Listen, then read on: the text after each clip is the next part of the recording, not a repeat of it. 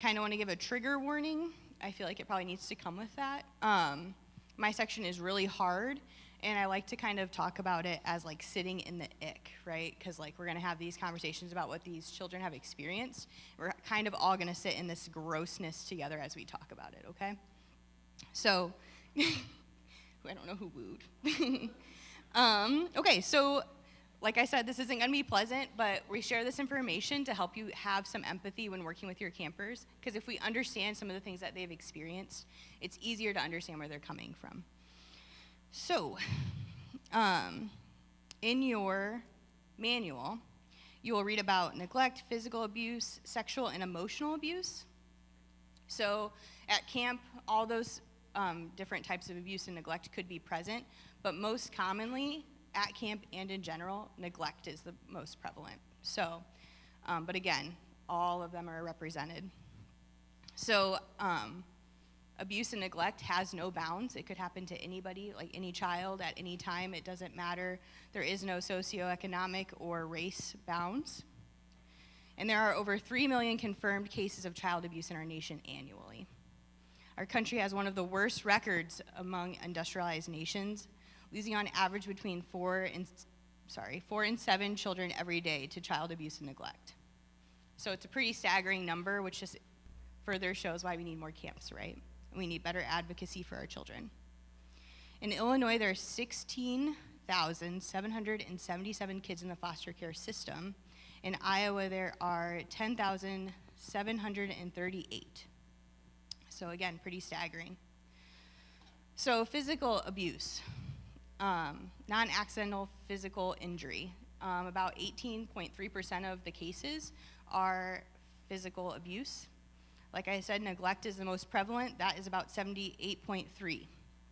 Neglect is the failure to provide for the child's physical, medical, educational, and emotional needs.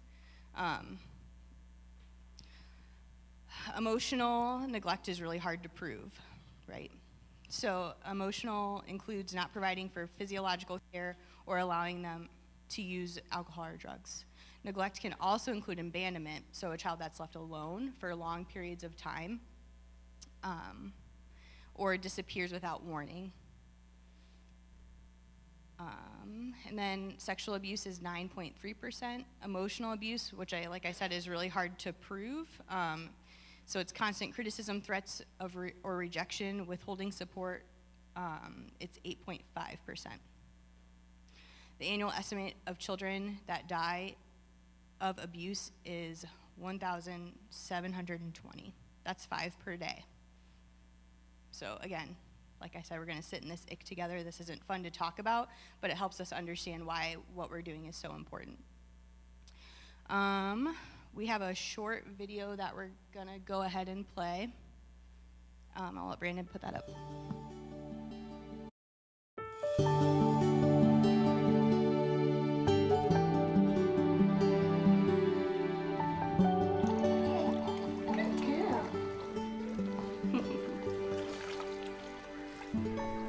As recently as the 1980s, scientists believed a child's brain at birth was fairly static, largely predetermined by genetics. Researchers now know that's not true. While genetics clearly play a role, scientists know that relationships and experiences shape the brain.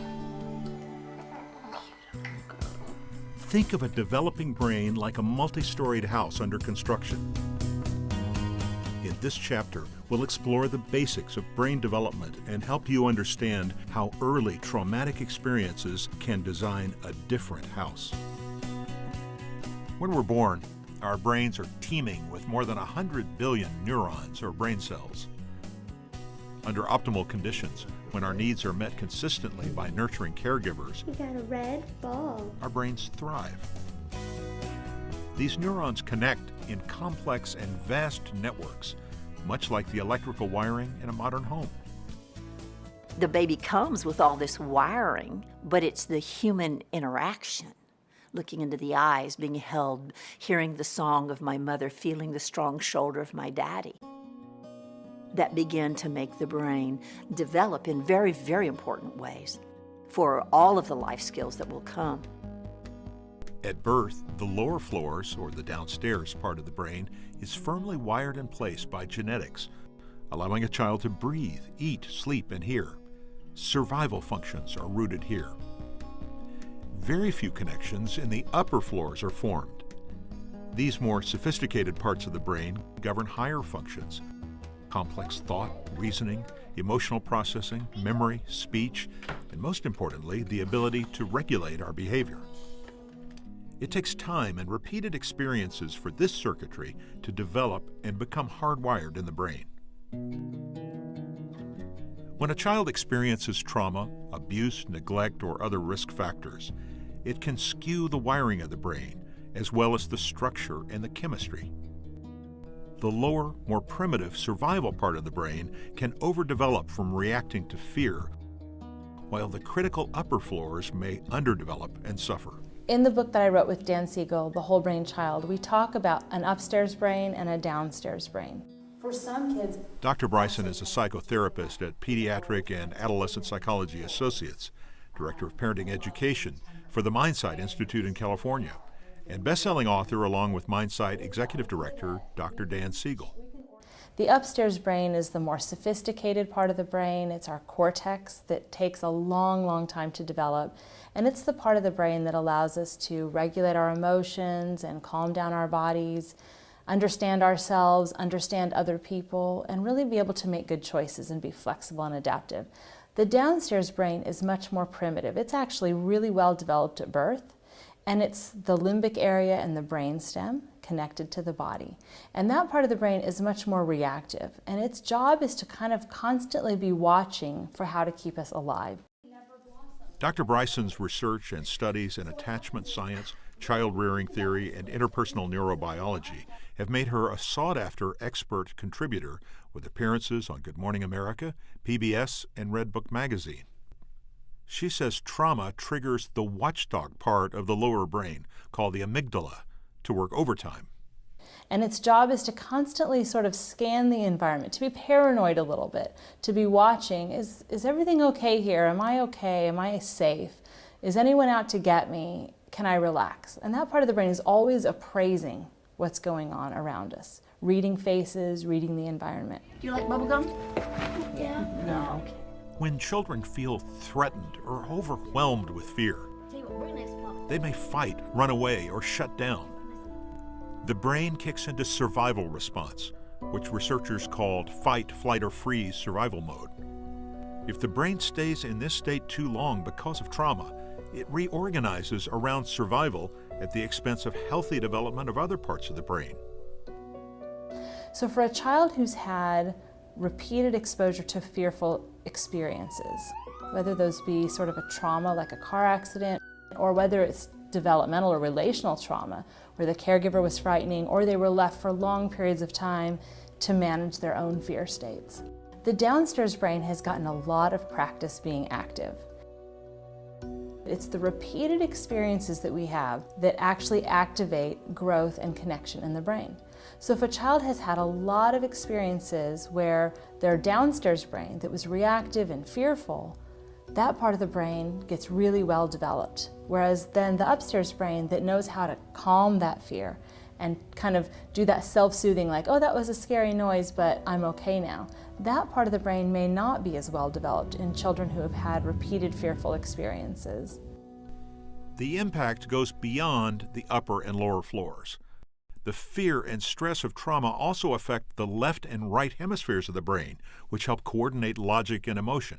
The left brain specializes in logical, literal, linear, and linguistic, which is using words, in those modes of processing information and going about in the world. The right hemisphere, on the other hand, is much more closely connected to emotion, to sensations in our bodies, to kind of looking at the whole picture as opposed to bits and pieces, and more random ways of processing information as opposed to linear. And the important part is that they work together as a coordinated whole. When children are in situations where their needs are not responded to, where their emotional states are not understood, or there is not a caregiver who responds consistently, quickly, and in an attuned way, the right hemisphere does not get nurtured. It doesn't get developed optimally. So when one side takes over, we can either be cut off from our emotions or we can become flooded by them. It's not just our emotional balance that gets upset by trauma. It also disturbs the delicate balance between our brain chemistry and the hormones that drive our central nervous system and our entire being. In times of stress, our bodies produce the hormone cortisol, revving our bodies to a state of high alert. Periodic stress and short bursts of cortisol actually stimulate growth and help us adapt and change. When stress stays too high for too long, toxic levels of cortisol become corrosive and can lead to a host of long-term problems. Rockefeller University neuroscience professor Dr. Bruce McEwen is noted for his pioneering work on the impact of stress on the brain. In a chronic stress situation, our lab has shown that dendrites in some parts of the brain, like the prefrontal cortex and the hippocampus, will shrink and communication will be impaired. Most critically, Dr. McEwen says chronic stress takes a heavy toll on the vital front part of the brain that controls emotion, memory, and attention. The prefrontal cortex is very vulnerable, and when there is chaos in a child's life, lack of good attachment, development of the prefrontal cortex is severely affected.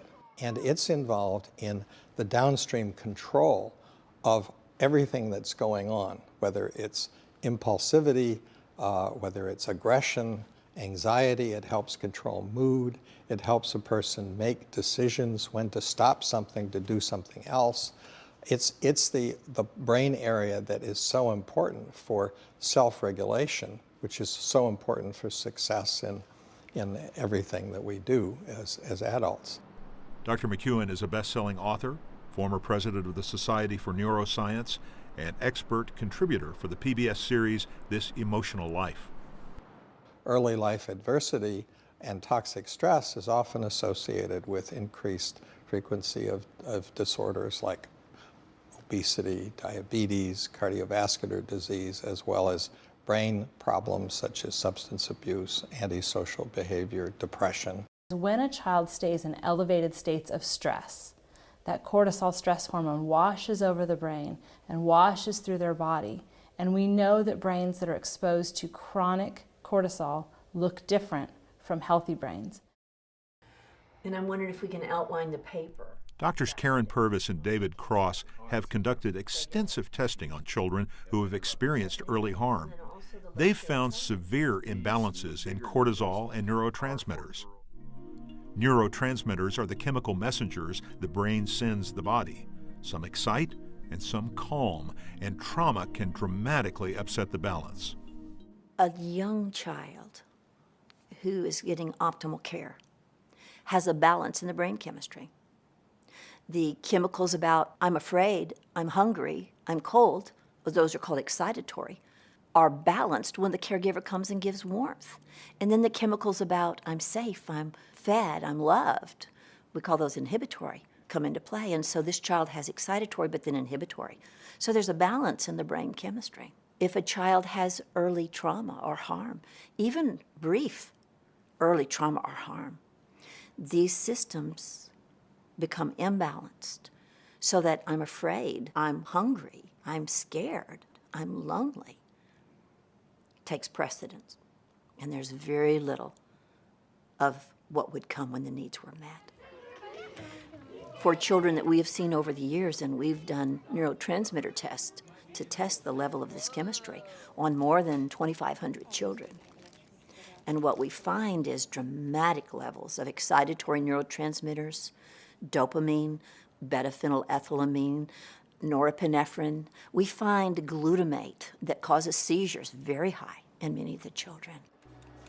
And research shows these imbalances also raise the risk for mental health issues and lots of behavioral issues.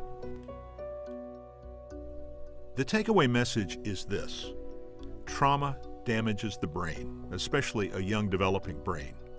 It alters brain structure and upsets the delicate balance of brain chemistry that drives behavior. It puts a child at risk for a lifetime of problems. I'm sorry. But if you know the risk factors that predispose a child to harm, you'll be in a better position to quickly intervene and minimize the damage. Up next, key risk factors. Some may surprise you. Okay. So something I think we went to a TBRI training several years ago, and they talked about the brain. So if you guys could put your thumb in your hand and then put your fingers over the top. So this is your brain, or a child's brain, right? And we talked about how when, like, we said this is the upper brain, the functioning, your language, everything is in this. When they flip their lid, so your fingers come up, underneath is the limbic system, and that's what they're surviving in when they're feeling those stresses. So, like, let's say you're at camp and a child has a trigger, and again, like, sometimes we don't even know what those are. It could be anything, and they a lot of times don't even know what they are too, right? But they'll flip their lid, and then they're surviving in that limbic system, right? I just thought that was a really great takeaway and a great way for you to think of the brain and see it in your mind. Okay, so effects associated with trauma that we often see at camp, and I can confirm we also see these in schools, right, are learning problems or difficulty concentrating. A lot of our kids of trauma have those associated with the trauma. They're fearful or anxious, depressed, sad, or hopeless attitude. Sometimes they kind of just feel down all the time. Some are overly compliant, passive, or withdrawn. Some children really just want to please you, so whatever it takes to make you feel happy or to make them feel that you are happy, and they've made you feel that way. They're aggressive either verbally or physically, or they're quick to anger. So they're not necessarily able to regulate or have those upper brain, conversations to regulate. They're flipping their lid and they're already in the emotion. Again, with that is difficulty managing the emotions. And like I said, sometimes triggers, they're anywhere and they could happen at any time. And a lot of times if you go, what's wrong or what happened, they really don't know. They're just living in that limbic system and they're really not sure what triggered it. They're just trying to survive in that moment. Other common signs that we see at camp are bedwetting, stealing or hiding food, lacking self-care or self-care know-how, like they're not able to provide for their basic needs sometimes because they don't know how, and nightmares. We have another video, but before we get into it, I do want to provide a trigger warning because it is a sensitive video about what children can sometimes experience when they're experiencing trauma, okay?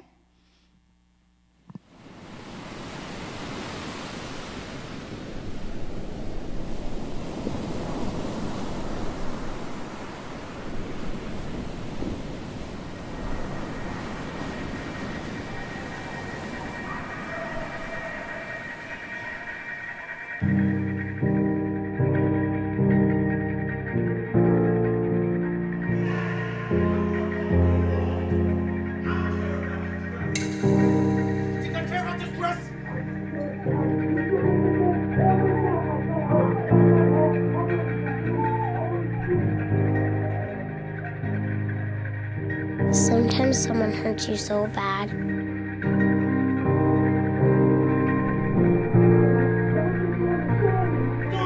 I don't think you understand me. It stops hurting at all.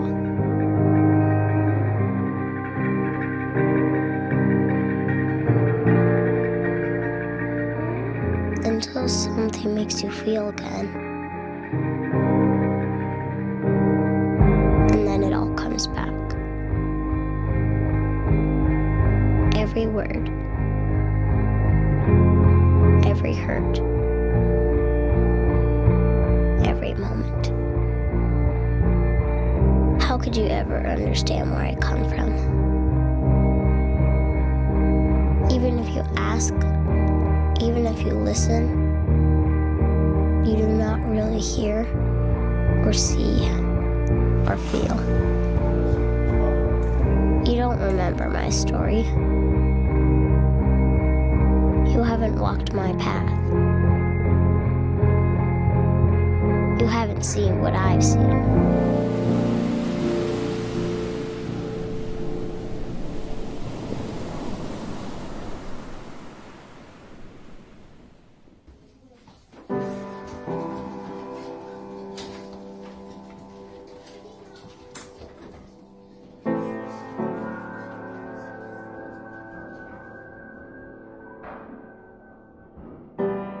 My past defines me. This is who I am.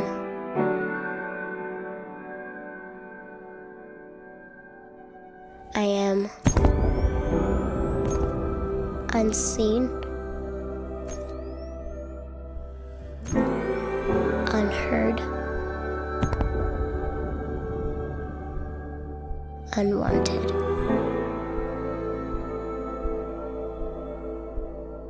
That is what I am, if even I am anything.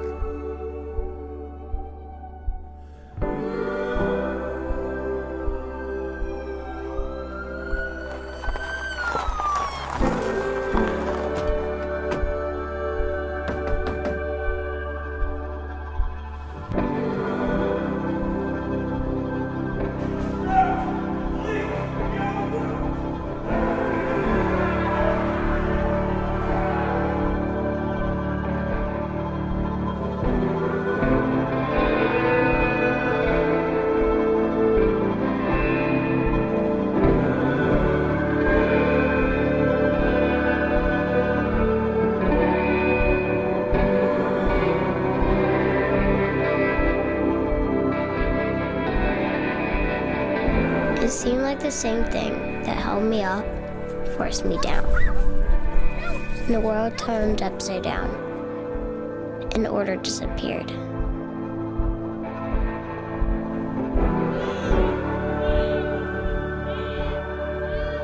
Nothing was how it was supposed to be. And a heavy sadness filled my soul.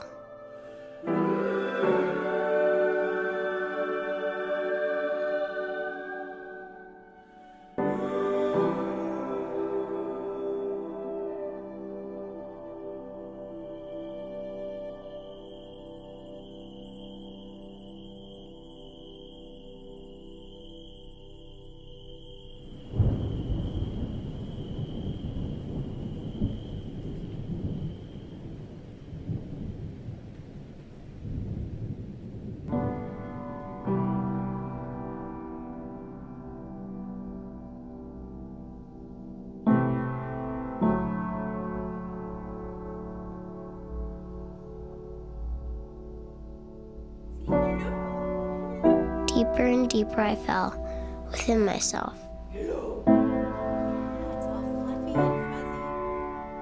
And nothing could draw me out.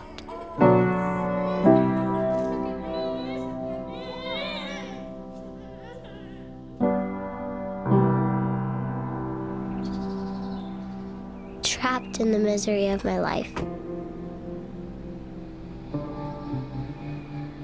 Lost in the sorrow of my soul.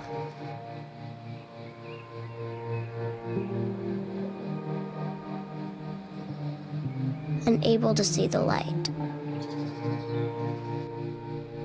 Unable to see the dawn. To feel. To hope. What are you doing picking my fruit? To dream.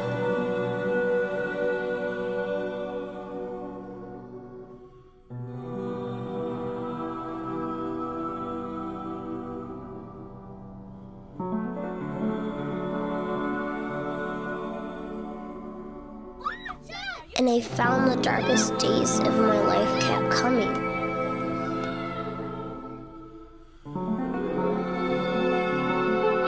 The blackest nights for my soul never stopped.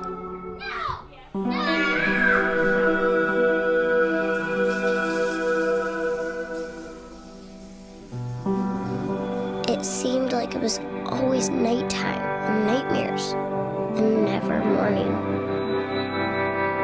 And maybe you wonder why, but mostly you try not to think about it, and try to get by, and try to survive.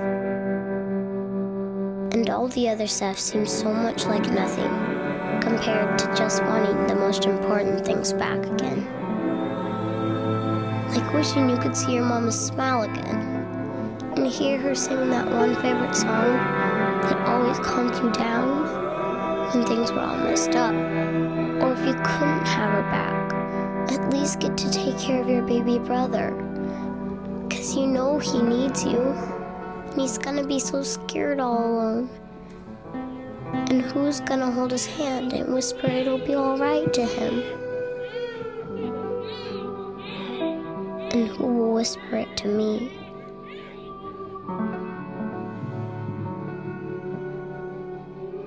Hi, Zoe. It's so good to have you here. Are you ready to come in? I know I am helpless, dependent, desperate. But what happens when those you need the most threaten your very existence? I've heard plenty of promises, and they all sound the same. But push hard enough, and sooner or later, they all prove to be empty.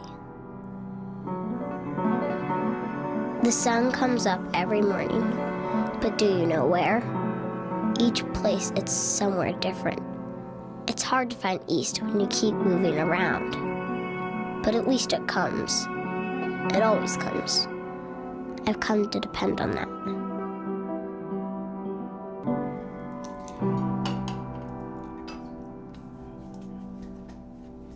And slowly seasons changed around me. And it seemed this time that maybe the world would not be pulled out from under me again. Feet safe, roots starting to grow, little buds of hope forming, slowly attempting to trust this new life. Hi. Come on over. Let me show you what I got for you. Got you a gift.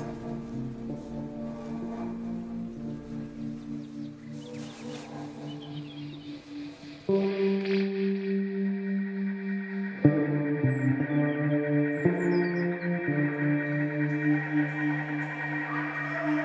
don't care about your dress.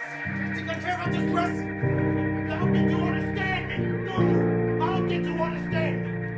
I wish someone would tell me it's gonna be Every okay. time I come home, I swear to God you touch me again. I will kill you. Touch me! Who cares about that one day? Maybe I feel normal. That I won't always be alone. That I'll have a mommy who will hug me and be strong for me. Because maybe I can't do it all by myself.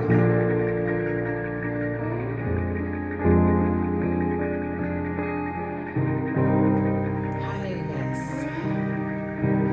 I'm calling to let you guys know that I have room for another replacement. Thank you so much. Yes. The daughter. Okay, I think she'll be glad.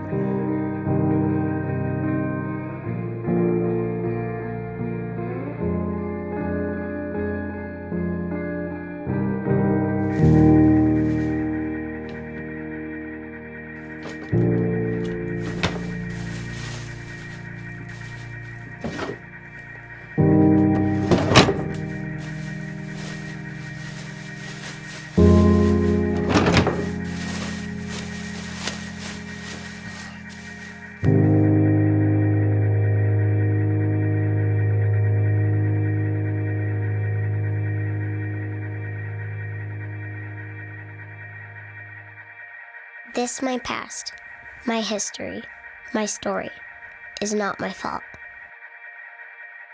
It's not because of me. And doesn't have to be what defines my future.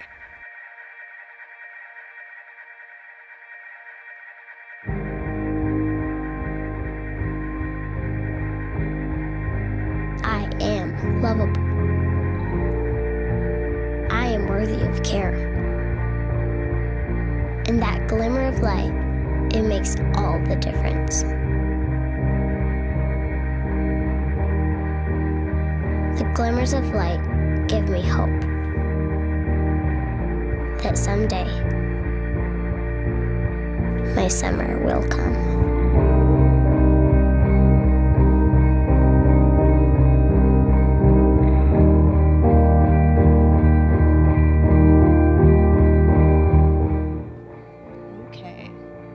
I said, we get to sit in the ick together, right? Okay, so take a few minutes at your table and discuss these 3 questions that I'm going to pose to you, okay? And then we're going to share them out. So, what signs, behaviors did you see? What signs or behaviors did you see? What triggers did you identify? And what important things did you note about interacting with children who have been abused or neglected? So they're up there if you need to reference them. Take some time and talk about it at your table.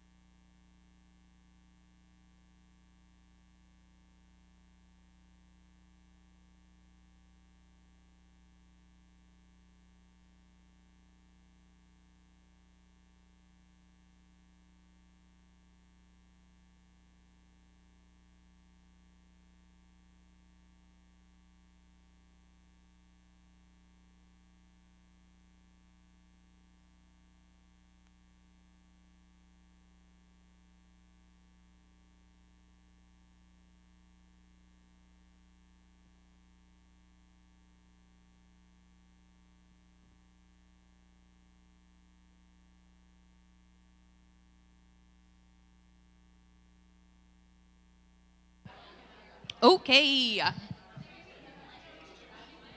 This is our sharing out time. So, does anybody, looking at question 1, what signs or behaviors did you see? Does anybody want to answer that question? And before you raise your hands, do I need to have them have the microphone to answer it because of the online? Okay.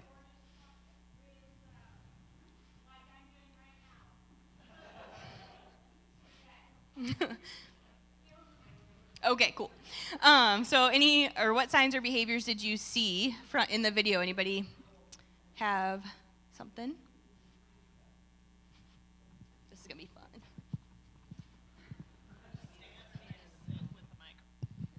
Okay, thanks.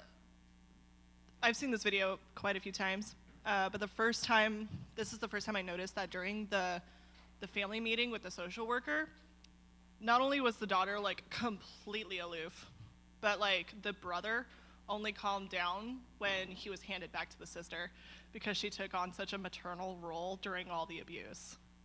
Like mom couldn't do anything about it. Yes, and some of the campers that we take at camp have been in that role with their younger siblings. So, and you'll see that too. They'll want to provide for them while they're at camp.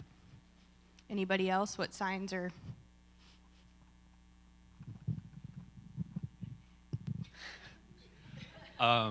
Going back to the prior video about children and their brains being flooded with cortisol, seeing as when we pick up in the video with the little girl, she looks 7, 8, 9, I can only imagine that that's probably been her environment for her entire life. So from an early age, she's probably had that flood where she's been relying on that primal instinct to go about doing pretty much anything. So right in the beginning of the video, the way that she's reacting just to seeing her biological parents behaving in this way, I think we can take that as a sign that this is something that she's been sitting in her entire life.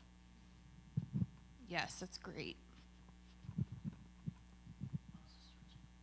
No, you're taking it now. I think I noticed that during when she was kind of trying to set her boundaries with the foster mom, the only way she knew how to like communicate her boundaries was like aggressive behavior like she saw from her dad, because she never saw her mom like stand up for herself, so she never knew what like she wasn't able to model like healthy communication because she'd never seen it. So that's the only way she knew how to like say like I need space, whatever it was. Great point. Nathan? In the video I saw depression, numbness, self-devaluing language. She didn't think of herself as being worth anything. Yeah. Great job. Anybody else have anything that they saw? Okay.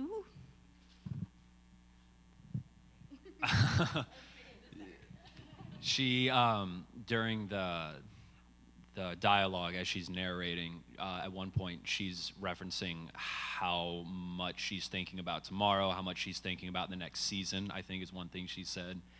And a lot of alluding to just like living in the now is like darkness is escapable, she's falling. So she has no worth presently and is dreading like the day by day living, and all she can think about is the hopefulness that there is something better tomorrow, but hating everything about right now.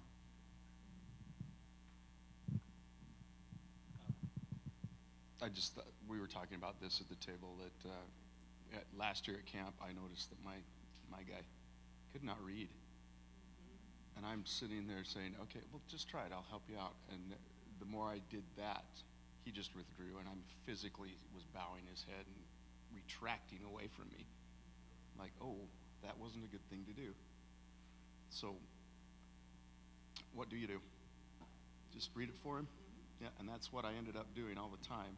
But you have this impulse of wanting, okay, let's improve your reading. Well, that's not going to happen in a week, but you still have that impulse. Right, like by reading with them, you're still having that relationship and making that connection, which is what we're valuing in that moment rather than teaching them a skill. We want to just continue to have that connection. And if we can maybe toss them an easy word here or there, great, but if we're reading with them, that's still building that relationship, right? Yeah, yep. I have two more. So some things I've noticed, again, I've seen this video many times now too, and it gets me every single time. So, yeah, I'm crying like a baby up here every single time I watch it because it triggers myself as well watching it. But something that I've noticed every single time I watch this movie is every time she goes to a different foster place, she tests them. She tests whether or not they're going to stay. What's the reaction? So when she throws that music player over the railing, that's a test. When she takes the tomato, that's a test, how they're going to react. And they reacted negatively, so that's how she responded. That's how she knew they weren't trusting. So then the last mom, parent, we noticed at the table that at the end of the video, she had the dress on she gave her. Even though she yelled at her, she put it on because she built that trust. Even though she packed her bag, she still had hope that this lady would keep her.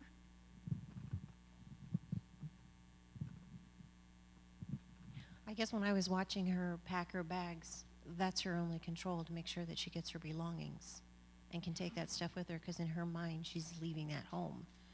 When I saw her put the dress on, or was wearing the dress, I saw it a little differently, that she was trying to please that caregiver and to make amends, and that was the only way that she knew how to do that, is to wear the dress. Awesome. You guys had some great signs and behaviors that you saw. I can take one more. Yeah. I think the thing that struck me was just she's coping. You see her throughout the video coping. And that's what we're going to see all week long, is our campers coping with whatever we kind of throw at them. So, yeah, that was just what really kind of reminded me. It's like, okay, they're coping. And one of the things you taught us was behavior is communication. So just try and keep those things in mind throughout that week. That's what I was going to say. So I was going to wrap it up. So just, behavior is communication, right? So she's trying to communicate a need, or, something like when she got verbally aggressive towards her caregiver, she was trying to communicate that she was overwhelmed and that she was feeling those intense feelings. That behavior was communication for her, and we have to try to, interpret that. Like Keith said, he noticed his camper withdrew and put his head down. That is behavior. He was able to pick up on that and figure out what his camper was communicating to him by doing that he didn't feel comfortable reading, and Keith ran with that, which is great.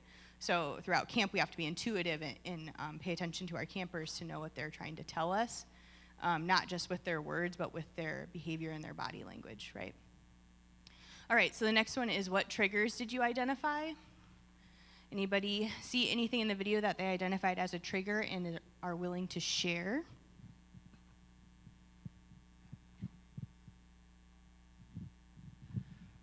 The way that she physically reacted after tossing the record player over the railing, the foster parents went in for the grab, and you could see that she really, really was flailing, and that makes me think of, it alludes to the way that she was physically handled by her bio dad towards the beginning of the video. So I see some kind of, some level of PTSD in that reaction, just expecting the worst kind of outcome from any kind of physical interaction. So going into an immediate fight and protect yourself type of stance. Yeah, to kind of double down on the being grabbed, between being grabbed by her biological dad, and then when the protective services basically came in, even though they grabbed her, which was ideally a good event that got her out of the bad situation, she still had a very negative attitude towards that because they grabbed her nearly the same way her biological dad did. And when she threw the music player over, and both parents kind of grabbed her by the limbs, like you saw her like carrying her by her arm and leg, like that just doubled down on that fear for her, that kept happening over and over again.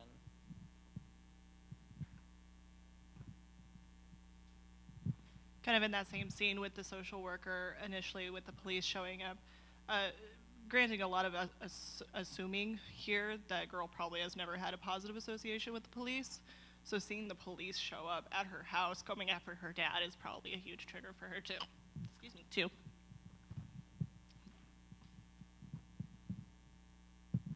I think like the dress like that her foster mom gives her, you know, the foster mom's just thinking probably like, oh, look what I got you, this great gift.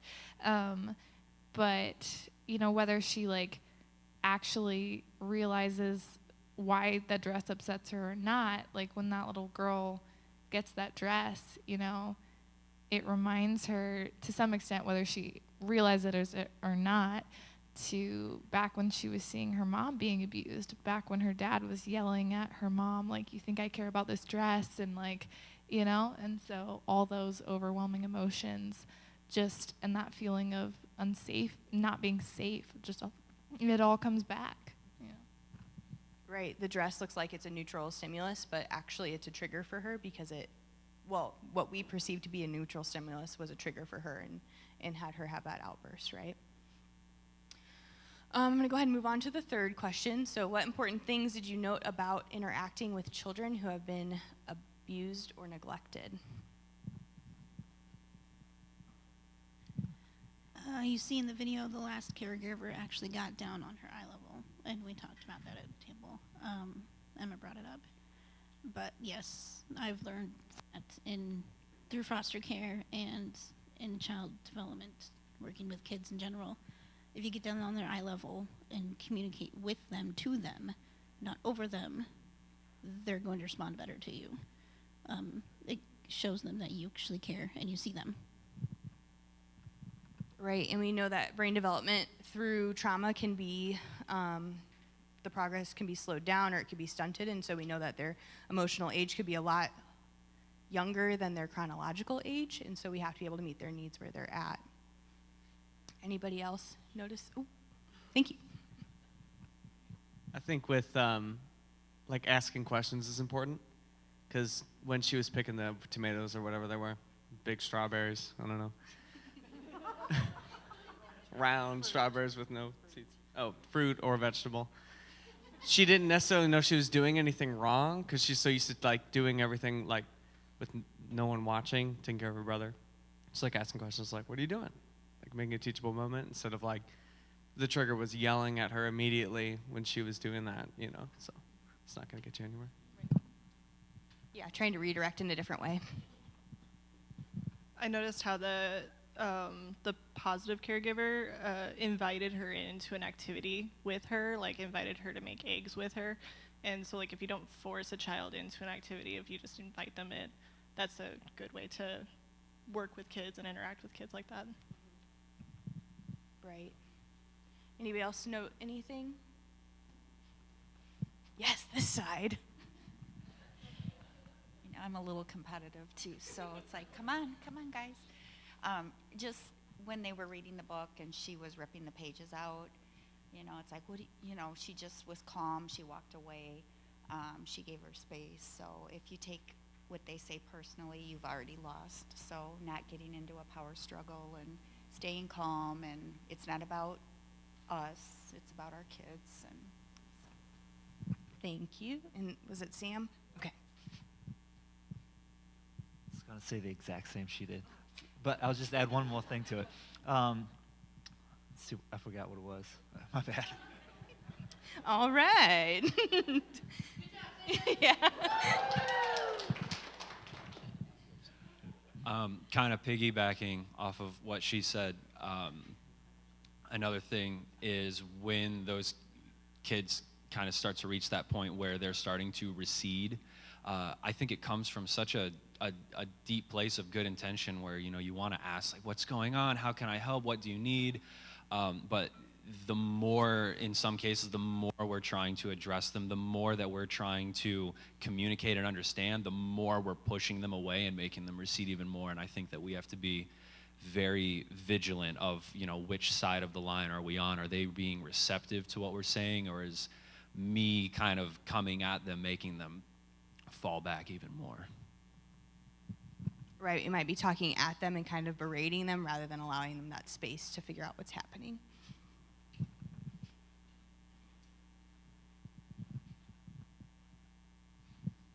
So in watching the video and the different happenings in it, I think we can all be reminded that each child is different, and so are we.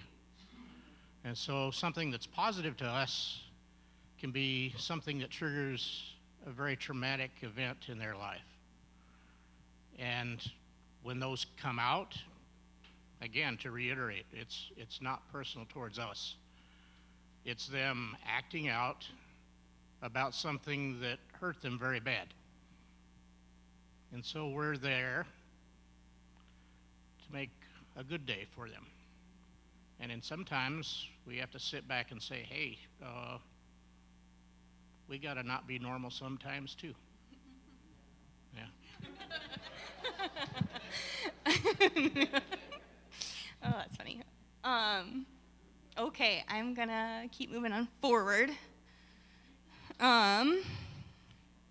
So I guess all of that to say, the good news is that at camp, we're gonna have those opportunities to make those connections with our campers and to make moments matter and try to break those cycles like our mission statement is, to hopefully, right, like we saw through relationships, we can help mend the brain and those pathways that have been broken. And so hopefully at camp, we have the opportunity to make those connections and kind of help rewire the brain. Does anybody have any? Okay, hang on. Oh, okay.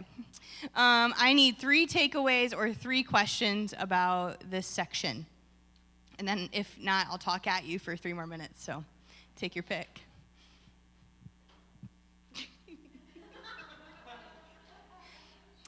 Yay, thank you.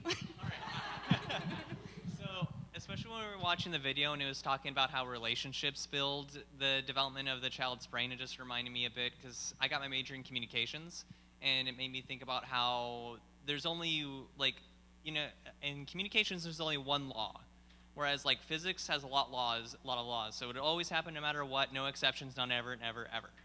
Human communication only has one, which just really helps us sell how like every situation is different, unique, and you have to individualize to every situation. By the way, fun fact, the only law in communications is if you speak a language around a baby, they will grow up to learn that language. If you speak German to a child, like, and the child grows up in German, they won't start suddenly speaking French. That is the only law in human communications. They'll always happen no matter what, no exceptions. So again, just uniqueness of human communications. Got it, okay, awesome. I'm sorry, there was no easy way to get to you. That's okay, that's okay. Okay, so one of the videos, it talked about a book called The Whole Brain Child. If you have never read it or heard it, I would suggest you read it. It's actually a really good read, and I actually own it. So if anybody wants to borrow it, please let me know. It is very good about discussing the different types of brain, and then if you know how the brain works and how the brain functions, you can then more interact with kids, because then you understand what's going on in their brain, what's missing, how their wires have crossed and act differently. And if you're someone who's had drama yourself, it teaches you about yourself, which is crazy.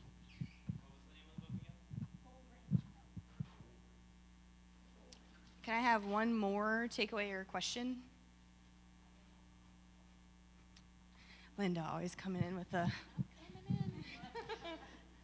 So what really struck me too is the importance of, you know what, you don't have to even know what to do.